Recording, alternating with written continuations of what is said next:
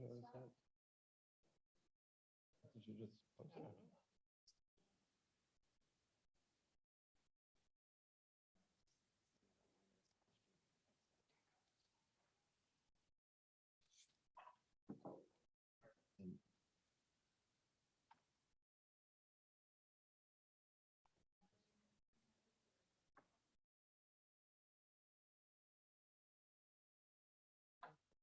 We're okay now? Susan is probably going to attend via Zoom. Susan Brock, you can hear me, correct? You're not very loud, and I've got my speaker up quite a bit. Is that better? Yeah, that's better. Okay, thanks. We'll let Pam get settled.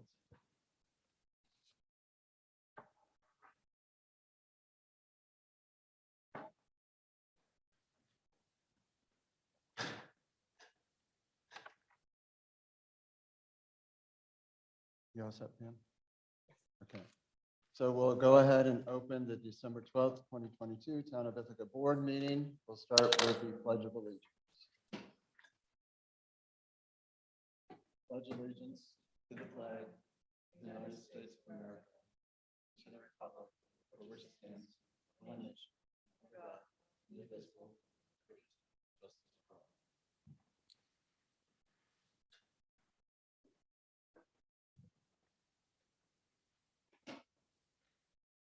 We'll start with any persons to be heard for an item not for which there's not a public hearing. There's one public hearing this evening. I have to wait till Paulette comes back to see if there's anyone in the waiting room. Hold on.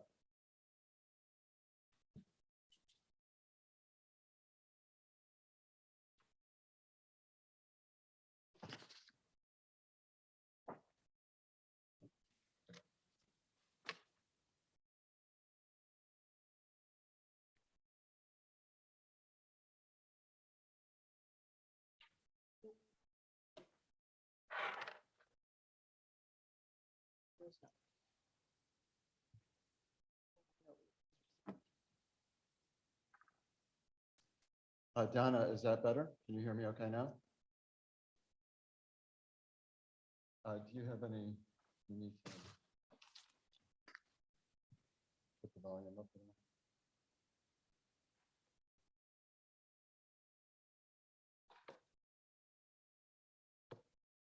there? Okay, is that better? Okay, so moving on, we do have one public hearing. This is regarding a local law revising Town of Ithaca Code, Chapter 270, by replacing Article 18A, limited historic commercial zones, with a new Article 18A, limited historic commercial overlay district. So I'll open the public hearing at 5:33 to see if there's any members of the public who would like to address the board on this resolution. Again, there is no one in. There is not, and I have received no email. So we will, we'll talk about seeker just to make sure that no one shows up. So before you first is a seeker resolution, which makes a negative determination of environmental significance for this. Would someone like to, well, let's see, I can now close the public hearing at 5:34. And turning back to the seeker, would someone like to move the seeker resolution? Pam moves. Is there a second? Eric seconds. Any comments or questions about the seeker resolution? If not, all those in favor, raise your hand or say aye. Unanimous. And then moving on to the actual adoption of the law. And of course, you also received the revised and updated local law in your packets. So this is exciting. You know, it's something that had already been on the books, but this gave us a chance to revise it and update it a bit. Sue, is there anything you want to say about And I think we send out a red line version so people were able to see the changes, but You know, there were so many changes. It was too confusing with a red line. So we just, last month, we sent out the original law with the amended law. And I think we're probably here once, if we pass this tonight, we'll probably get an application. Actually, I think we already have an application that will be coming to the board fairly soon. So would someone like to move the resolution adopting this local law revising Article 18A? I'll move that. Rich moves it. Is there a second? Margaret seconds. Any questions, comments? I have questions Go ahead. and comments. I apologize. I have looked at this and for some reason I didn't. Rich, you have to talk louder. I'm not going to move this thing. I've heard it makes a horrendous sound. All right, so on page 2 of the proposed local law, the end of section B, it says consideration or approval of the LHC overlay district is not a right, even if the structure or property meets the qualifications in 1, 2, and 3 above. And I understand that approval would not be a right, but how would consideration not be a right? At least consideration of an application that meets the criteria that were aforementioned. And the reason I asked that is wouldn't our decision-making be, or could potentially be deemed arbitrary if one applicant or potential applicant meets the criteria and we refuse to consider it, and another one meets the same criteria and we consider it? So why would we not just change that to approval of the LHC overlay district is not a right? I think the reason it was initially in there, Rich, is because, well, one, it needs special approval from the planning board. Can you hear me okay? I can hear you fine, thanks. I just can't. Okay. Now I can. Go ahead. Okay. So I think that the reason it was in there is because just because you meet the criteria that your property is historic, that allows you to go before the town board, but you know, there's a number of uses that are allowed, as you know, and those, you know, something may not be appropriate for the neighborhood in which the building is located. So I think it was just to be known that, you know, your application really needs to be considered in the context of where it's located and what you're asking for. I agree, but aren't we saying the same thing? I think that whether a proposed use is appropriate for a particular context would be determined during consideration of an application, right? So that's why I'm bringing up the word. Isn't any application considered, whether or not it's approved? Somebody has a right to apply. So at that point, their application is considered, unless I'm just not hip to Yeah, the I guess it was just to reinforce the idea that, you know, again, it is just an application. You know, a lot has to be considered here. It's sort of like with planning boards with special permit. You know, you can go if you don't need special permit. You know, it's different than. You know, you can get site plan approval, but special permit is a whole nother thing that you have to look at the character of the neighborhood. So I don't know. Maybe it doesn't have to be there. I don't know if Susan has it. Susan does have an opinion on that. So. You understand what I'm asking for? I would just strike the words consideration or. Oh, I see. And leave approval of, and from there on, because consideration should be guaranteed if someone meets the criteria. The aforementioned criteria. Approval is not guaranteed because there are other issues to be taken into consideration, right? So I just think consideration should be a right if the aforementioned criteria are met. So I guess I could maybe ask Susan Bra. Rezoning is always at the discretion of the town board, and they don't have any obligation to consider any request for rezoning, whether it's for this type of overlay district or any other type of rezoning. So I think it is appropriate to leave that word consideration in there, because otherwise you're circumscribing a power of the town board that you always have and should pretty rigorously guard, in my opinion.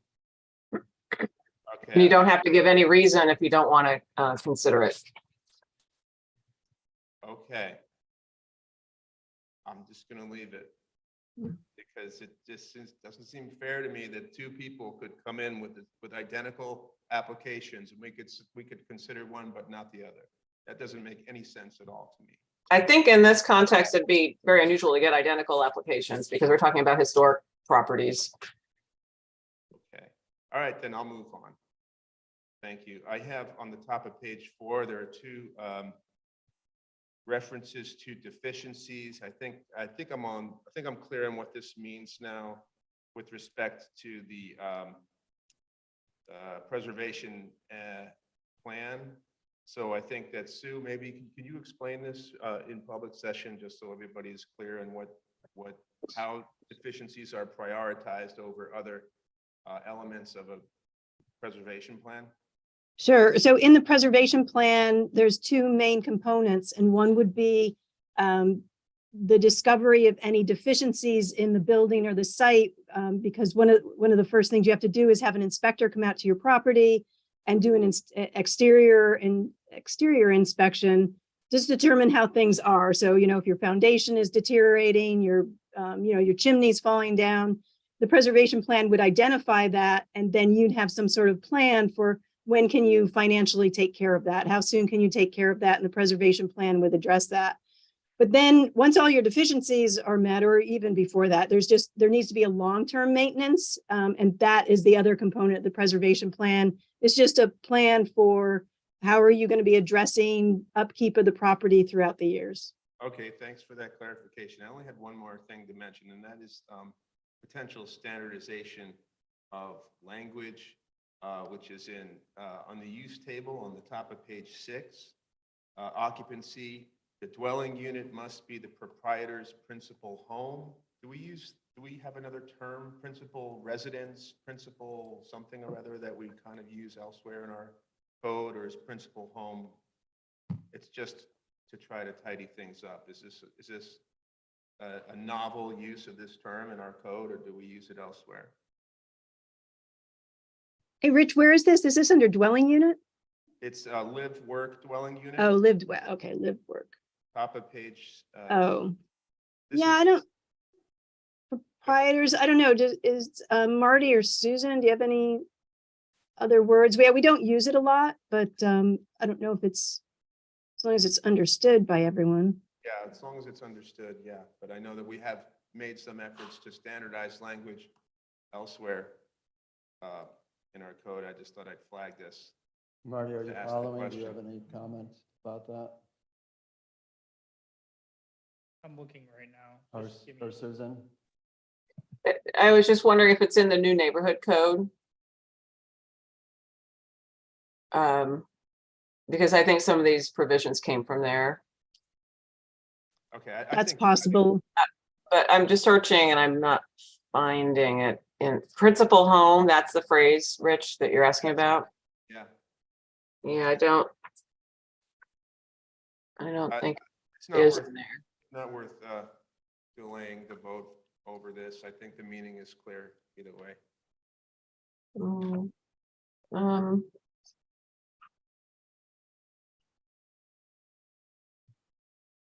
Well, while Susan is It doesn't looking, appear in E code, so.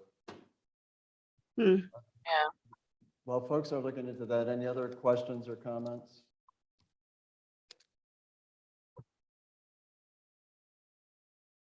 The term principal residence does appear in our bed and breakfast section, and in the short-term rental section, and in accessory dwelling units. So it's fairly ubiquitous. Hmm. So maybe we should just change it to principal residence. Yeah, I see in the new neighborhood code, they talk about like for a live work dwelling unit, the proprietor's primary home. Oh, okay. Well, Not principal home, but primary home. okay, well, that's a whole other can of worms. Yeah, Primary residence in the short-term. yeah, we could change it to primary residence. Because we know that's in some other laws. And so is principal residence. So. Or I'm sorry, principal residence is what I Yeah, meant. let's change home. I propose that we change home. I will move that as an amendment, that we change home to residence. And were you the one who moved? I moved. And who seconded? Margaret? I believe? Margaret, are you fine with that change, Margaret? I'm good. Okay. Thank you. Any other comments, questions? By the way, just an update, we are still hoping to work, well, we are still working with the city on hopefully having one joint historic commission that would cover both the city and Ithaca. This is separate from that. We were able to move forward, realizing that the other issue was taking some time, but hopefully next spring sometime, late winter, spring, you'll see a proposed new historic preservation ordinance. Okay, I think we're ready to vote. All those in favor of the resolution, raise your hand or say aye. Aye. It's unanimous. Thanks for work on that. Next, we're setting a public hearing regarding a proposed local law amending Town of Ithaca Code Chapter 270, zoning, Article 26, special regulations to clarify regulations associated with cooperative corporations, and Article 3, terminology to add the definition of natural person. So we're setting the public hearing for December 28th. You were sent out the language. I believe that there might be some minor changes that are being proposed that will make sure, well, actually, I think we put them on your computer if anyone wants to see what the change was. But Rich or Susan, do you want to say what the change was since we sent this out earlier this week? I didn't have a chance to look. Yeah, I mean, I'll just preface this by saying I have talked about this before and in consultation with colleagues who have some understanding of cooperative dwelling units. I attempted to modify our existing short-term rental law to foreclose on a loophole that it is and could potentially be taken advantage of. And I apologize that Susan Brock didn't get this until relatively late in the process and made an attempt to just clean it up and eliminate any contradictions in the law. And I think I've looked at the changes and I'm satisfied that her suggestions do that. So Susan Brock, if you have anything to add, please do. Yeah, I think it's more just trying to take the concepts that were in here and sort of clarify them. So the town board members have the changes in front of them. They can see them. They're on your, we did upload them to the. Yeah. Yeah, I think they're really more clarification and just to make sure everything hangs together. For trusts, we're saying that the principal residence and ownership requirements are satisfied if the dwelling unit is the principal residence of at least one natural person who's a trustee or a beneficiary of the trust that owns a dwelling unit, and that trustee or beneficiary resides in the dwelling unit for a minimum of 185 days per year. I think maybe the prior draft you saw just mentioned the trustee and not the beneficiary. So I kind of reworded it and then added beneficiary into that concept. I think the others are really just more clarifications, just to make it all be consistent and clear. And so I'm trying to look at two things at one time. Are we also setting a public hearing to add a definition to what a natural person? So what I thought would be better, and what I did in the version I sent today, is just to nest the definition of natural person right in this section. It's in E1B. Owners eligible to receive short-term rental operating permits must be either natural persons, and I just said there, parentheses, defined for purposes of this section 270-219.7 as living human beings, comma, Okay. or trusts. And then went on with the language about the trusts. And the reason I did that is because this is part of our zoning chapter and we use the word person a lot. I don't think we use the word natural person anywhere else. And I just thought it might be a little confusing to put in a definition of natural person. So, where it's only that used in this one section. And I just thought, oh, let's just define it right here in this section. And then it won't show up in the main definition section for the entire zoning chapter. It was really just to minimize confusion by the public and maybe even by staff. Okay, thanks. Does it matter that the way we worded the resolution to set the public hearing specifically calls attention to adding the definition of natural person? We can modify the motion. Right? Yeah. I mean, maybe we should just change the title to, because we're doing more than just cooperative corporations. I mean, we're talking about trusts and things like that too. Maybe just to say no, maybe we should just say, yeah, to clarify regulations associated with cooperative corporations and trusts.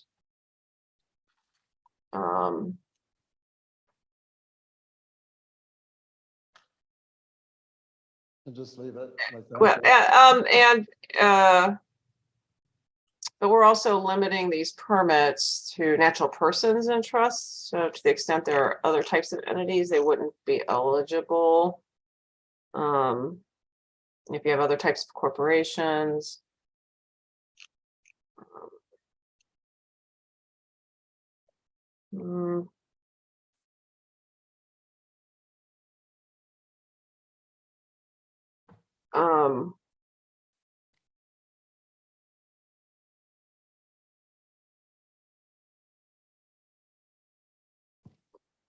So instead of saying clarifying, why don't we, do you want to say regarding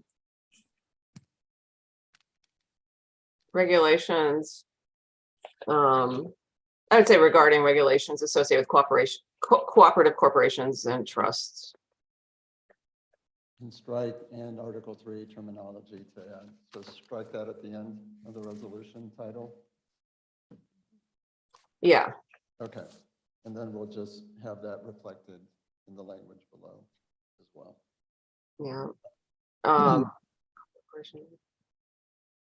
And maybe add at the end regarding regulations associated with cooperative corporations and trusts, and I would say and operating permits, because that gets into the eligibility for them. So I would just add and operating permits.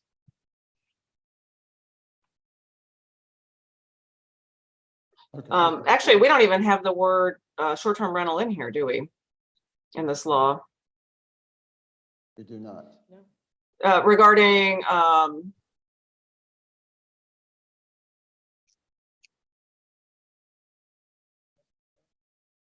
why don't we say regarding short-term rental use regulations?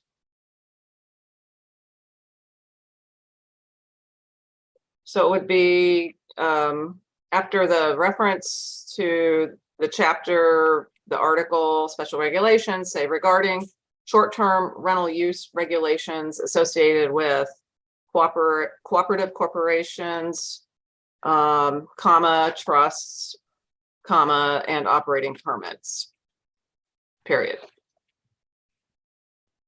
And then in the paragraph below, we'll just use that same language because it basically repeats. In the resolution, yeah.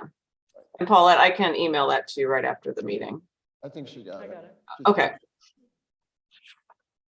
Any other comments or questions about the changes? Was this moved or seconded? Not yet.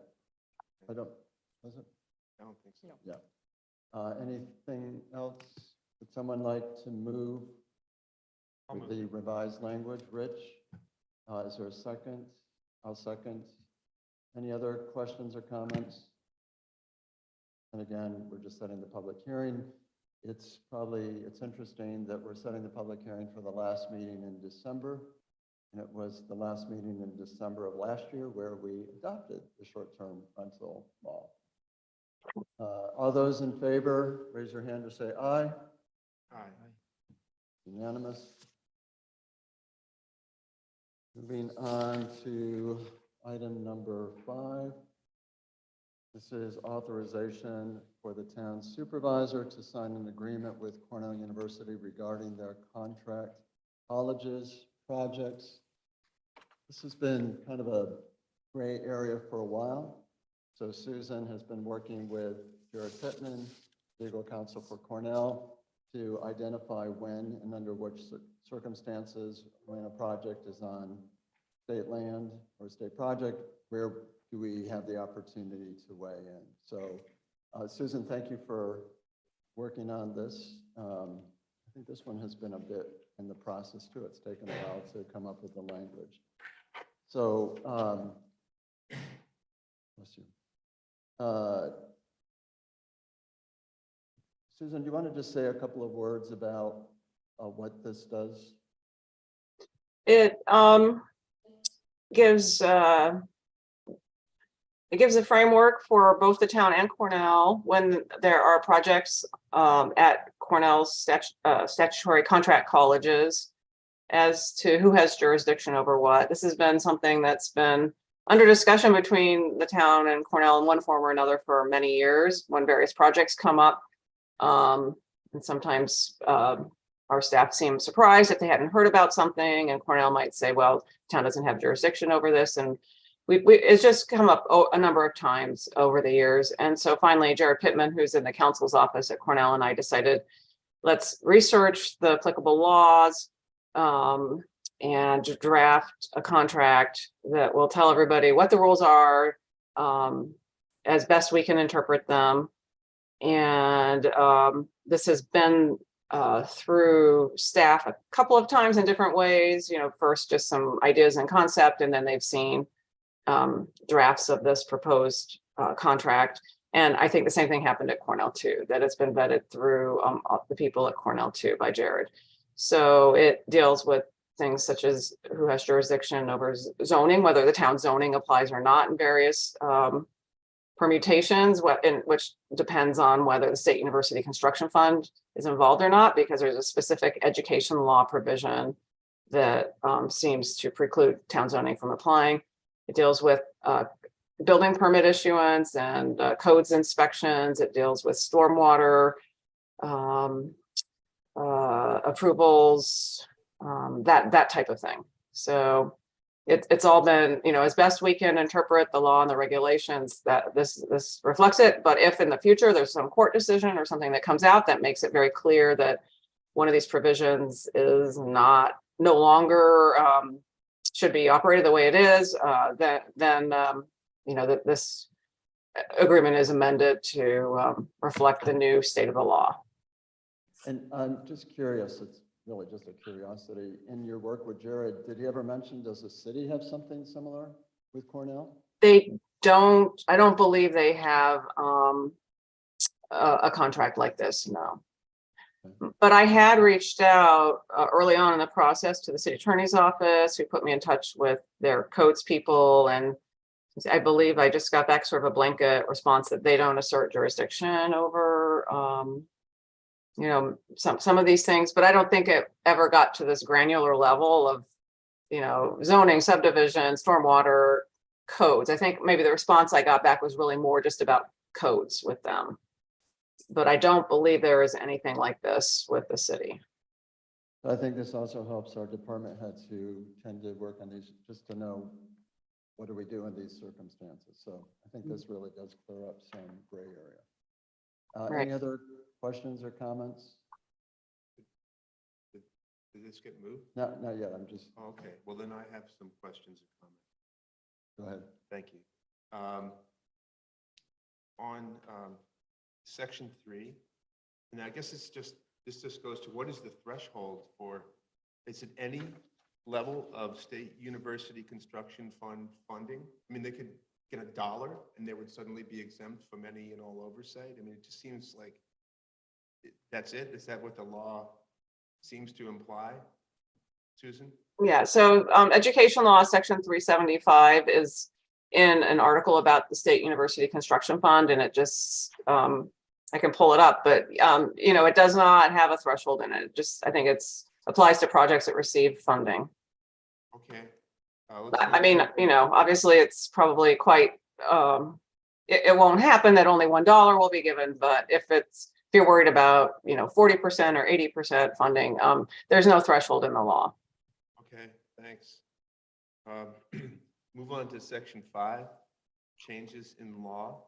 The last sentence says, any project for which a building permit has already been issued at the time that such notice is provided shall continue to be governed by this agreement without regard to the decision, law, or regulation. So I guess this kind of goes to what is the question of vested rights. And I wonder whether or not an applicant is typically considered to be vested by having been issued a building permit. Is that something is this a concession, or is this sort of in line with sort of normal practices regarding developments and vested rights?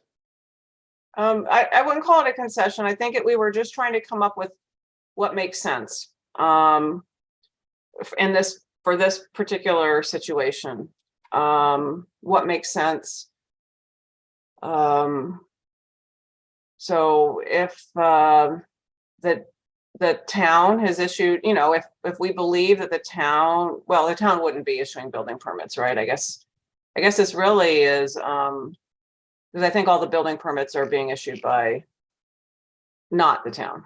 But you know, if it just seemed like a natural point at which to say, you know, if a building permit's been issued and then something comes down that maybe changes some of the rules, they just can operate under that. Okay. Under the normal rules for vested rights, if we weren't talking about education law or contract colleges, just any applicant that might be coming to the town, the typical rule for zoning and whether you have to comply with new zoning or not is whether you've engaged in substantial construction and incurred substantial expenditures. Well, that's why I raised the question. I appreciate the clarification, but there is a similar issue in section 7 that I have a question about. Which says this has to do with projects for which there isn't state university construction fund funding and that are presumed to be more under the purview of the town. And it says that you know, for contract college projects administered by Cornell that receive no SUCF funding, any projects for which Cornell has submitted a building permit application is, you know, prior to the effective date of termination shall continue to be governed by this agreement.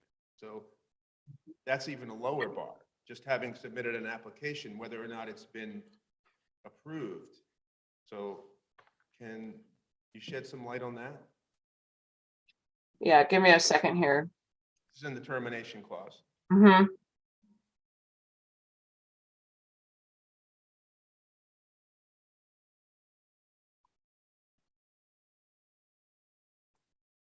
So I think here it's a little different because section 5 that we were just talking about is where there's a change in the law and it's very clear that any provision, you know, is no longer effective.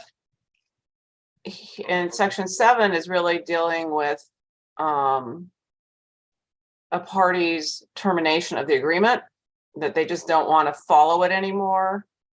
And so I think here, again, this was something I might have even proposed this.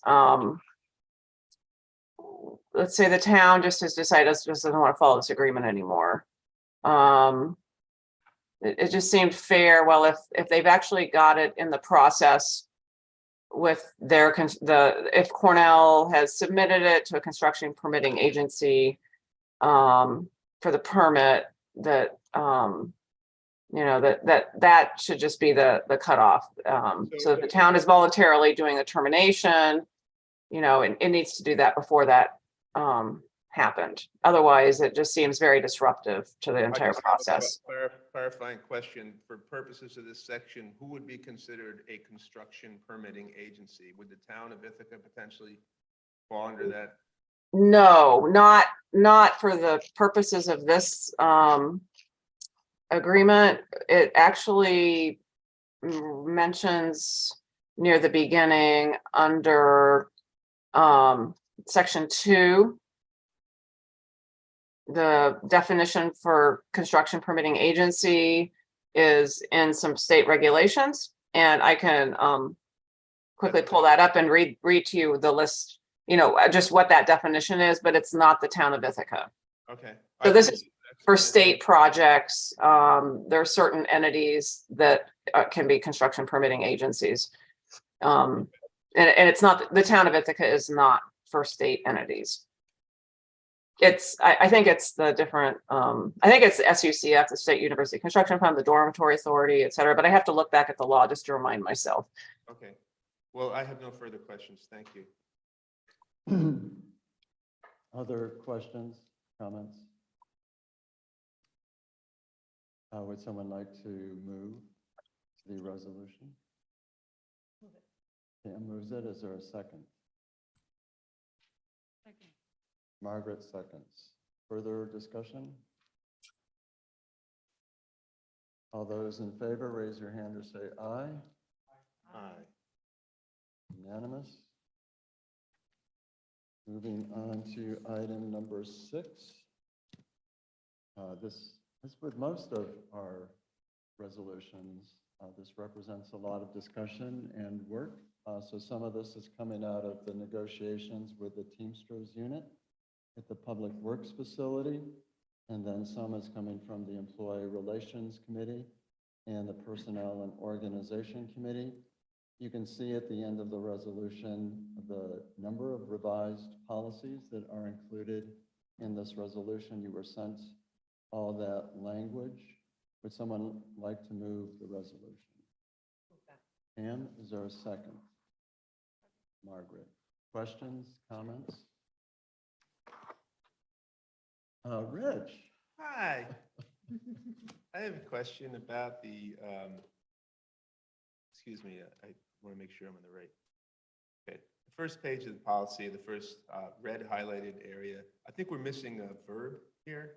So department heads may approve time off during the 2-week notice time frame, and not more than 2 work days can be what? Without prior approval. I just say something? I don't think the policy is on our.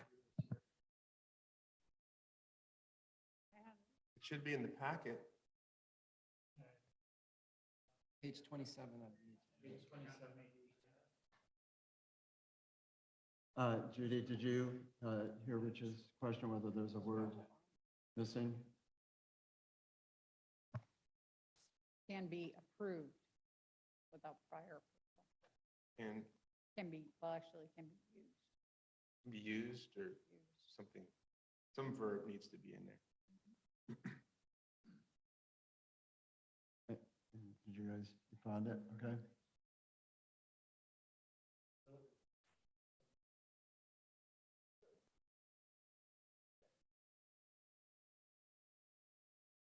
Rich, while they're finding that, did you have other? I just had a couple more things. On the top of, this is PDF page 28, it's the next page.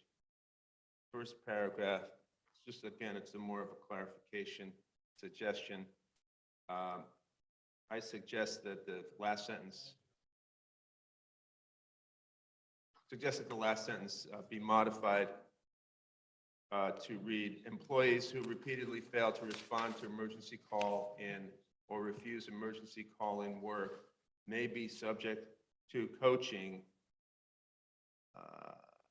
and if failure to respond is persistent, disciplinary action.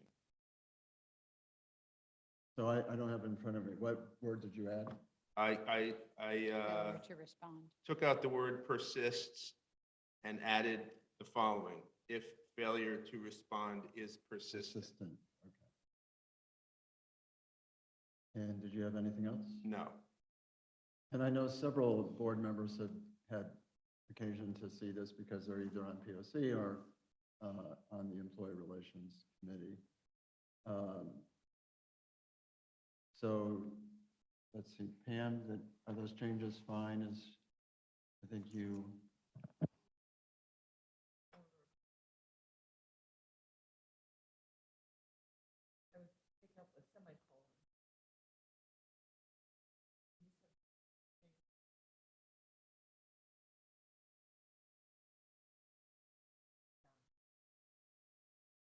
I think you might need some more words.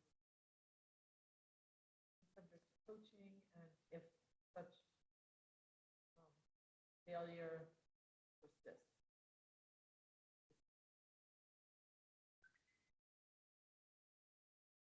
Does that work for you, Rich? Fine, yeah, it's And were you, accomplishes the same thing. and were you fine with the other change that we made? Yes. Okay. Oh. Yeah. Yeah, it's. Okay. best Yes, to I'm leave fine with those it, on. with those two changes. And Margaret, did you second? Sure. But I can't remember. Yes. I I'm think gonna we be should. sure. So are you fine with the changes? Yes. Any other comments?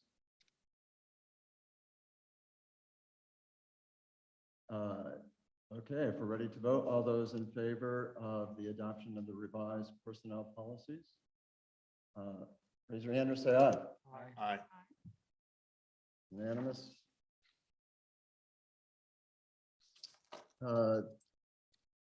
This doesn't have to be a deep discussion, but I know the board had an occasion in November to start thinking about some priorities for 2023, priorities, initiatives that was shared with management team.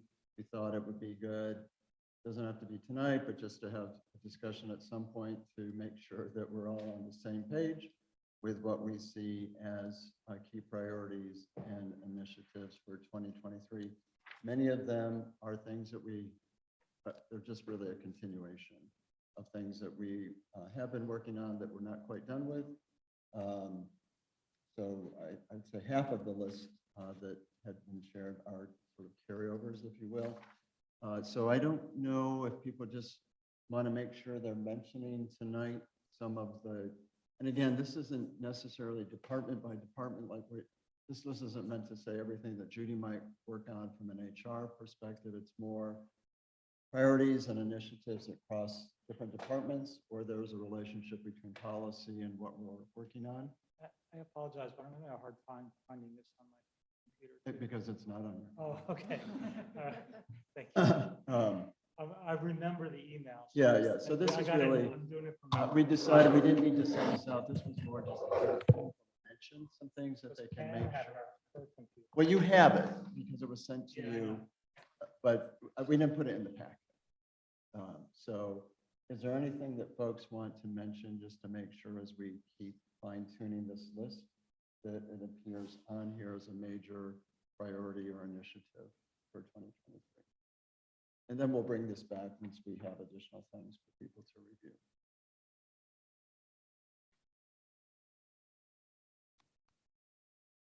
This isn't listed in any, this isn't listed in any order of priority. Correct. Just writing down the thoughts. Correct. I thought it pretty well covered everything. The management team, certainly I'll keep asking at management team meetings if management sees some things that aren't on the list that you want to add so that we can, sometime in January, come back with, and we'll put it in the packet, a full list. I think we kind of know what we're working on for lots of reasons, but this is just a chance to step back for a minute before we enter 2023. I would just put in a plug for narrowing our objectives within each stated area because it's a lot. And this doesn't even spell out, these are broad.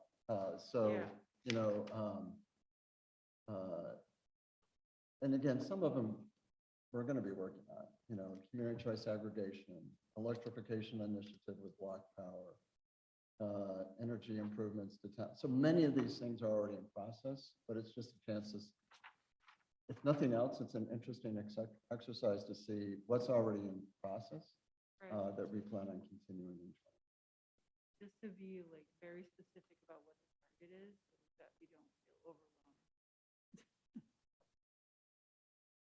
Any other general comments tonight? And Margaret, they couldn't hear you. So just if you speak again, just make sure the mic is really near you. Okay? Yeah, so my training is as a program evaluator, and I'm really good at brainstorming goals. We all are. We have some big goals here. So I was just saying, let's be very specific about what target we're trying to hit in each area, and then we'll have attainable objectives. Any other comments? Again, I don't think any of us are too worried about this. I think we kind of know what our general marching orders are, but we can spell them out a little bit more clearly and in some sort of meaningful order. Anything else on that topic for tonight? If not, moving on to the consent agenda. Would someone like to move the consent agenda? I'll move. Rich, is there a second? Sam seconds. All those in favor, raise your hand or say aye. Aye. Unanimous. So the correspondence went around. Is there any report of town committees, staff, board members, things that you want to mention this evening?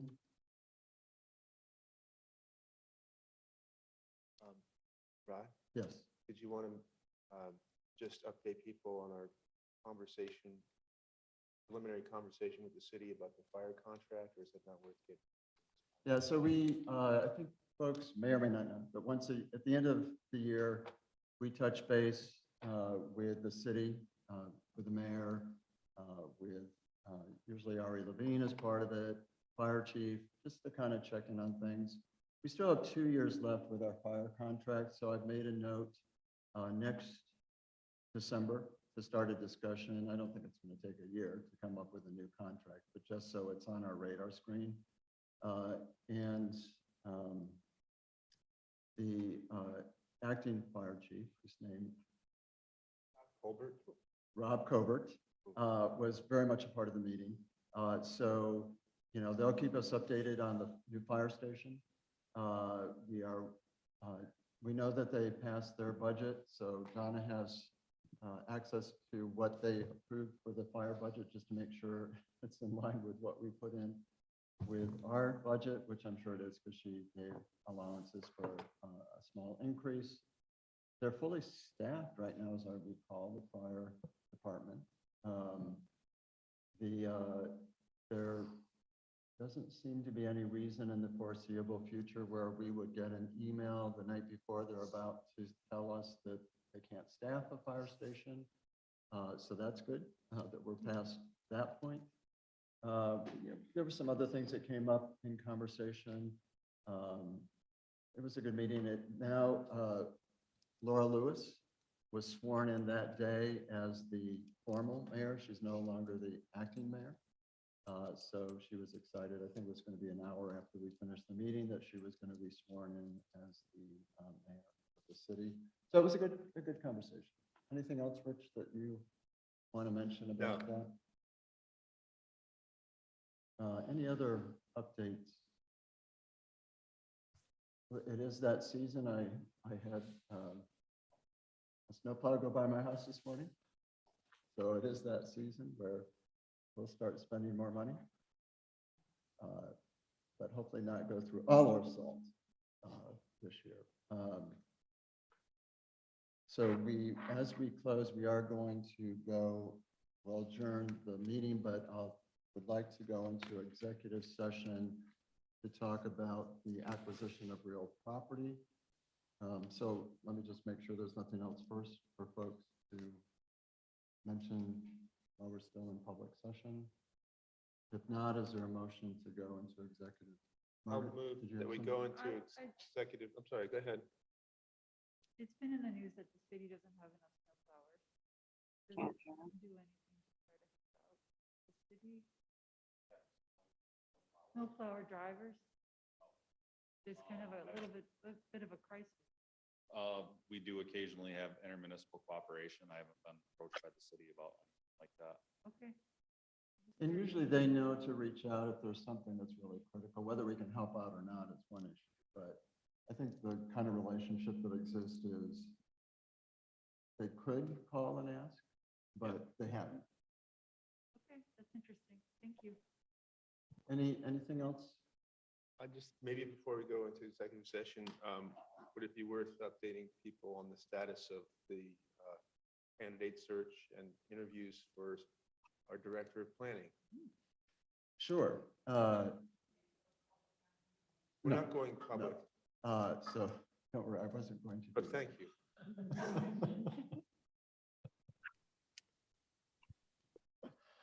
So there were 5 candidates that the search committee did interview. We narrowed it down to 3, and those 3 candidates will be here 3 times this week. Once today, they actually met with department heads. Tomorrow, they're meeting with planning staff. And then Thursday or Friday, they're meeting with the search committee again. So I think that hopefully we'll have a recommendation by the end of the week. Thanks. With that, I will move that we go into executive session to discuss the potential acquisition of real property where publicity may affect price. Would substantially affect the value thereof.